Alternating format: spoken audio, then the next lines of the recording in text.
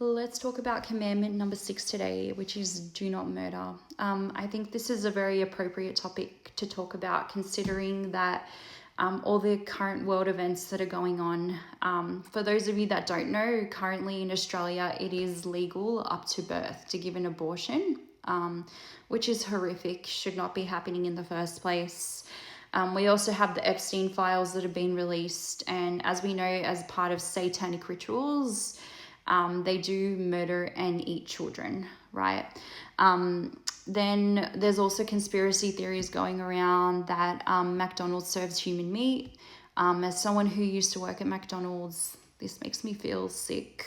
I'm very off-put by it because I used to eat it like, it was the only thing that I had that I could eat because they would give us a discount on our breaks and stuff. And I don't want to believe it's true, but there's a part of me that, knowing all this other stuff that goes on, like, I wouldn't be surprised if it is true. But I think one thing that a lot of people don't actually know about is that hating your brother and sister in the Bible, it's actually considered murder as well. And I think the Lord convicted me about this because my family went through a lot growing up. And there were times where I would fight with my sisters, and I would get so mad over things that happened that I would literally just say it straight out to them, like, please don't talk to me, and I would cut off contact for a little while with them, which, looking back now, I am ashamed of it, and I really try my best to avoid it, or if someone brings up something that my sister did or something, I'm really now trying to not be that way. I do love my sisters, even when, I disagree, now I'm in that mode of trying to help them rather than, getting angry. So in saying that, let's read Matthew chapter 5 verses 21 to 26 first, and then we're going to go to 1 John chapter 3 verses 15. So first we'll go with Matthew. You have heard that it was said to our ancestors, do not murder, and whoever murders will be subject to judgment. But I tell you, everyone who is angry with his brother or sister will be subject to judgment. Whoever insults his brother or sister will be subject to the court. Whoever says, you fool, will be subject to hellfire.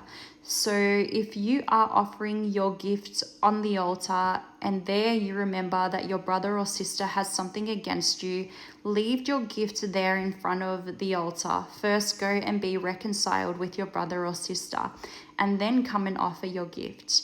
Reach a settlement quickly with your adversary while you're on the way with him to the court, or your adversary will hand you over to the judge, and the judge to the officer, and you will be thrown into prison. Truly, I tell you, you will never get out of there until you have paid the last penny. So, and then let's read 1 John chapter 3 verse 15. So everyone who hates his brother or sister is a murderer, and you know that no murderer has eternal life. So sorry, the sound on my iPhone actually cut out. I'm not sure what's going on there. But basically what I wanted to finish saying was that, I specifically remember when I was younger, I had a dream where I pulled out a sword and I put it through my sister's leg. And I remember waking up truly traumatized by that dream.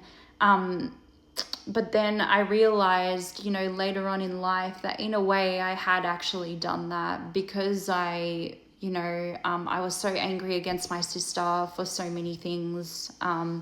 Now I just really pray for my sisters. I always try to do my best now, to be good with them, be okay with them, even though we do have such, differing opinions about everything. They are very different to me, both of my sisters. But yeah, I think that that's just my prayer for all of you, that, you know, you may feel convicted to go and reconcile with your brother and sister if you don't have a good relationship with them.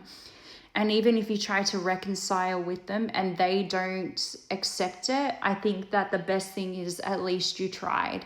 And the only thing that you can do is to keep praying for them and to keep showing them love and to show that, you know, you have changed, you know. So, yeah, that's all basically that I wanted to talk about today. But yeah, I just pray that God will bless you all.